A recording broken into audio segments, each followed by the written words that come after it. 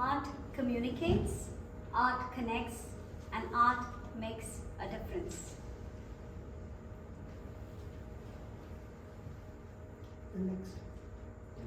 Below. This exhibit is called Ice Watch.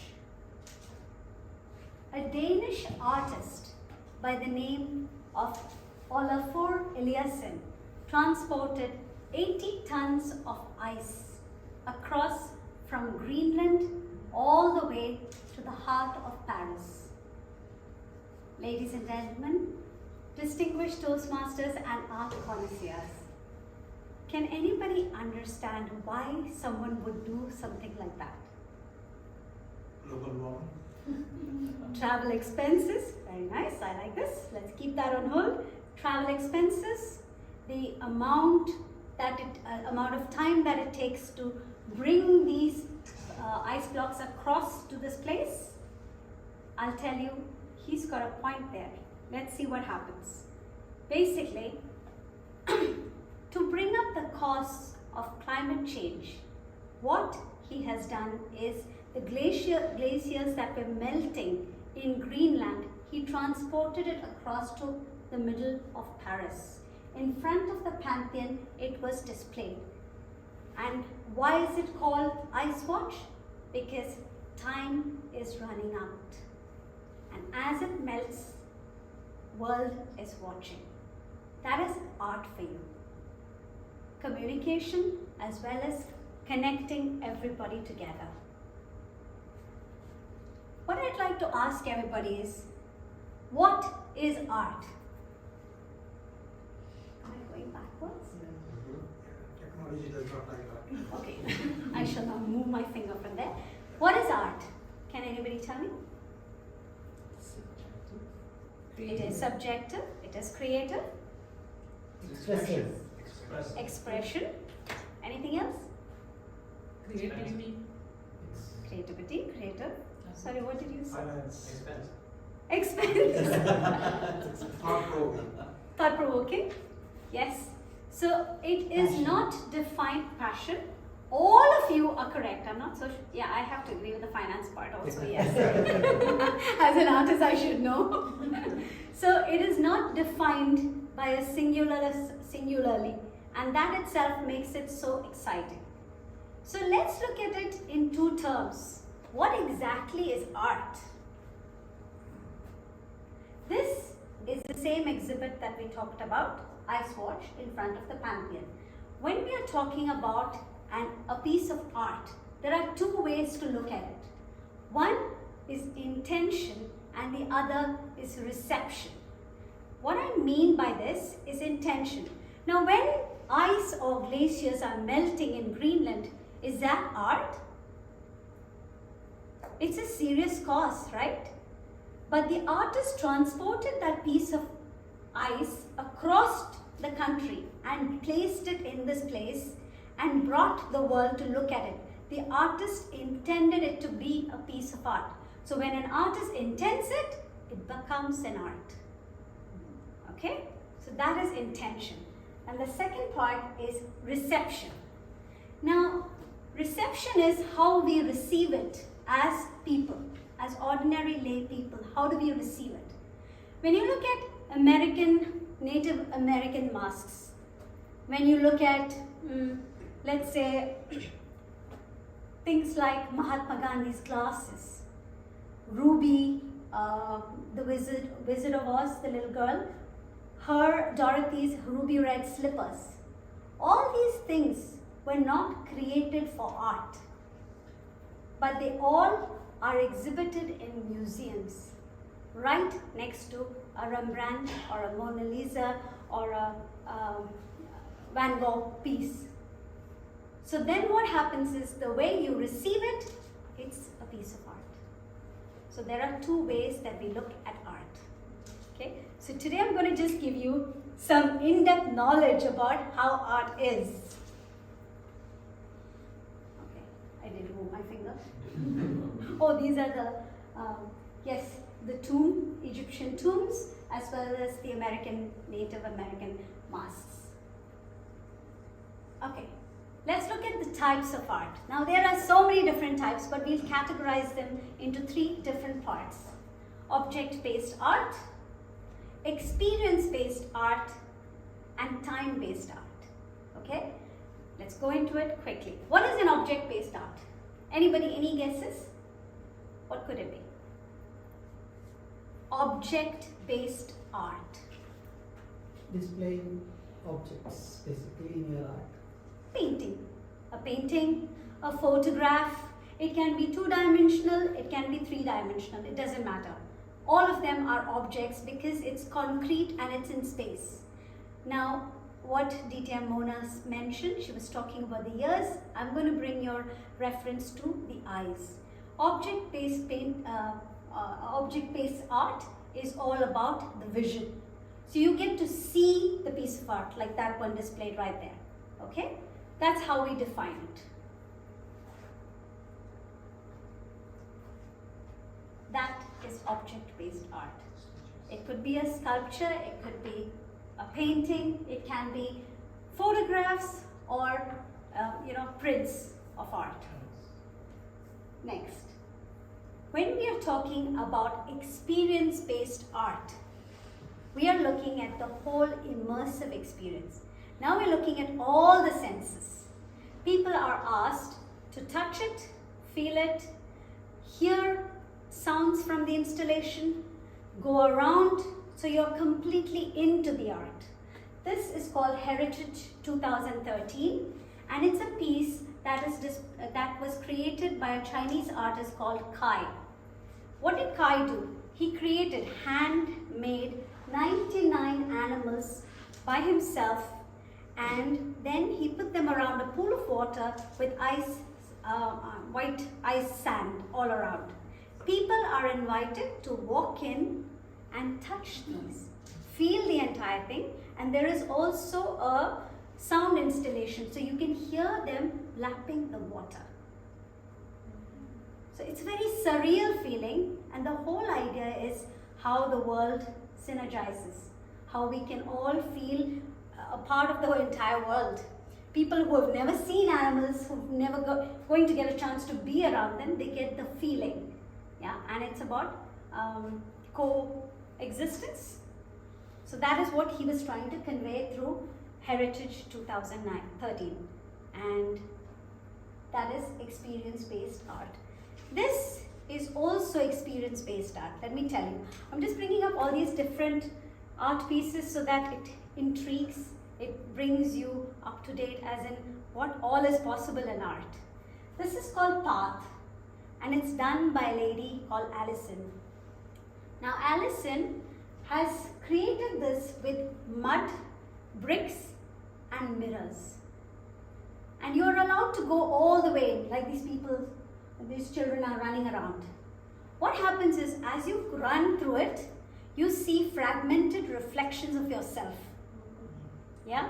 And a lot of people feel giddy and disoriented. Okay? What her message is shake those things that we completely are rigidly, firmly believing in. Things can change. Anything can be different tomorrow. So she's trying to get you to think out of the box, but in her own way. So this is experience-based art. Okay, this one is time-based art. Time-based art is something very simple. Anything that requires X number of time, a start time and an end time. It could be your movies. It could be a performance art, dance, drama, all of these. Okay? This particular gentleman, E.J. Hill, he has done something called fence mechanism. Let's have a look at what he's done, and I want you to tell me what it could be. What does it look like? Big ropes. Okay, fence, jumping rope.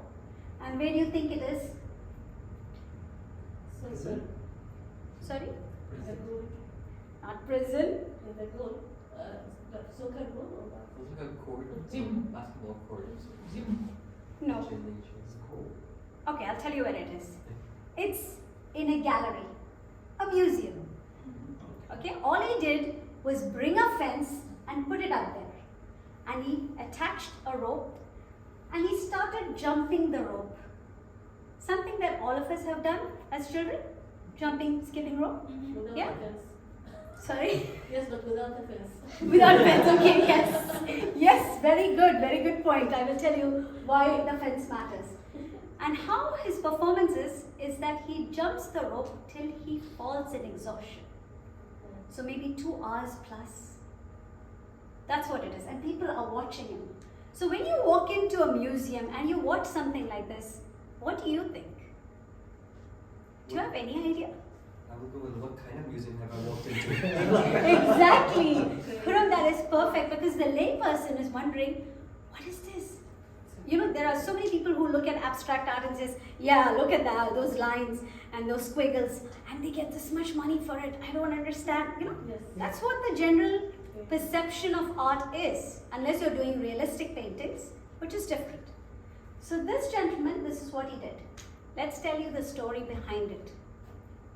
What happened is, he is a black gay child that was growing up in the middle of LA.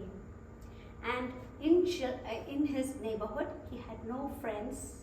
In school, it was a Catholic school, and he was very lonely. So what he used to do is bring a skipping rope, attach it to the fence of the schoolyard, and play by himself. So that is the kind of alienation and loneliness he felt as he was growing up in that neighborhood. So when he grew up, he decided to bring these things to life, to let the world know what children have gone through, how he has been treated and how things should not be. So he brought that experience alive. Now, none of us would know this when you walk into a room and you see that. So that is why it is very important for you to do certain things when you go into an art exhibition, like a little bit of research. Yeah? How to make the most meaning of what you see. That's what I was just talking about. The meaning that has to be there when you're going to check out an art piece. Some things are very basic. It's something that all of us can understand. But some things are not that way. So how do we make meaning? We make meaning by observing, by questioning things, and by research. All of us, when we enter or decide to explore this world, it is important in the art world to observe, check, question, and then find out. Now, I'd like you to observe, ask questions. One second, maybe put it on a chair. Shall I? Anybody? Maybe the flip chart. Maybe this one? Put on this one. That's okay. Just for, yeah, oh. Okay, so that is a piece of art. And roll upside down. Only I know, but okay. Yeah, I would have guessed that again. Okay, please observe. This is like your evaluation time for Toastmasters. Okay? Observe and ask questions. Okay? In an art school, the thing is, you don't have to necessarily learn art. Art is a form of expression, and we can all express ourselves in the way that we feel most comfortable.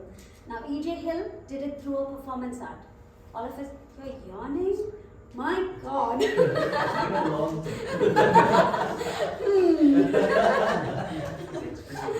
Okay.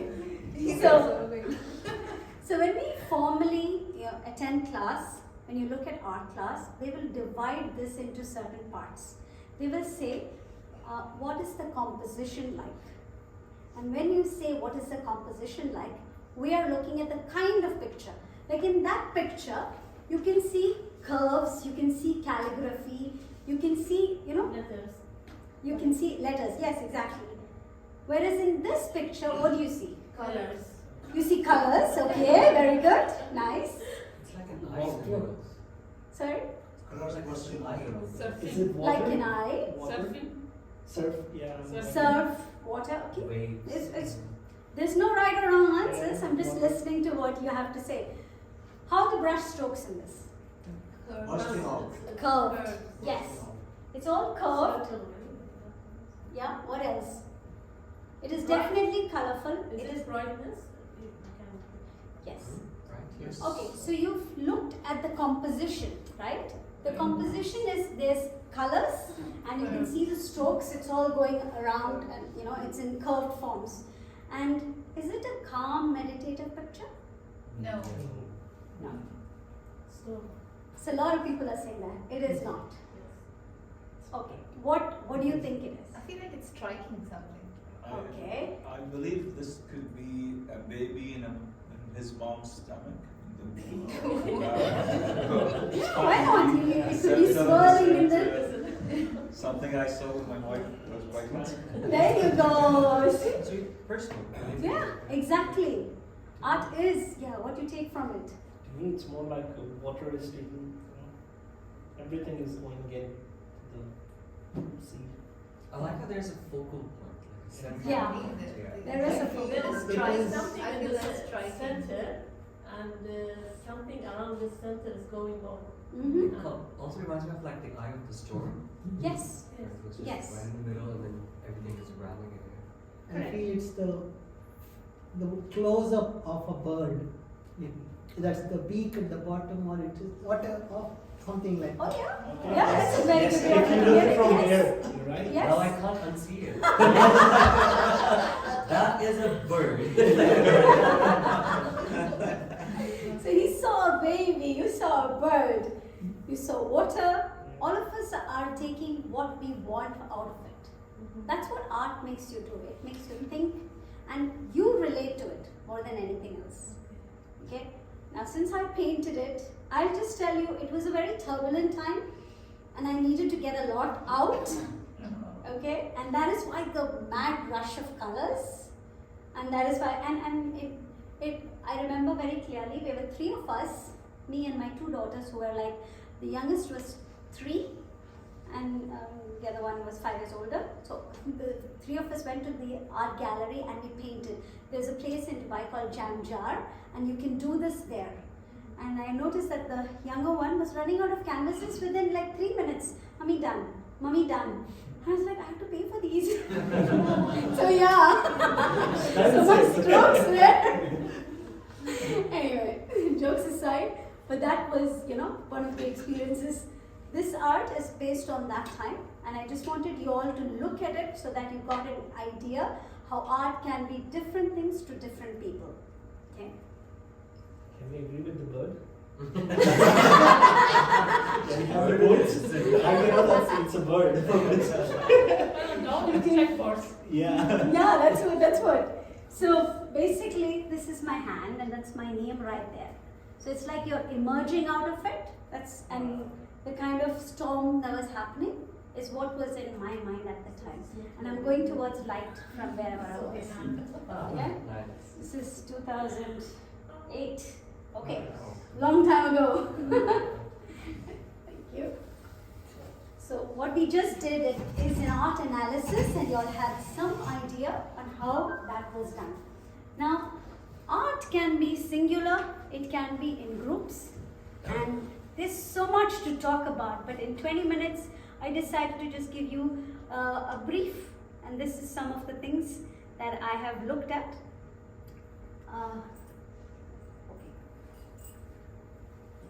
This is a recent picture of mine. I am meeting all these people for the very first time. And this is an exhibition. These are all photographers and I'm the only, the person who paints, yes. I do take photographs as well, but not professionally, yeah. The rest of them, I have just connected with them over Instagram. We had launched a 10-week campaign here in Bahrain, asking everybody to submit pictures of Bahrain. And all they did was, I picked a picture and all of us repainted the pictures.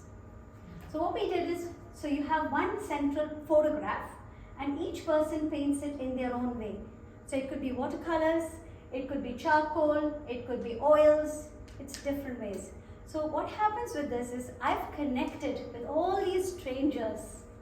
We've become friends by the time 3 months are over, and we've actually had a physical exhibition right here in Bahrain. So that is the power of art. People you don't even know, you've communicated, you've connected, and you've sent out a message to the world from online to offline. Yeah? I think I shall rest my case on that note. There we go. Art communicates, art connects, and art Makes a difference. Thank you very much.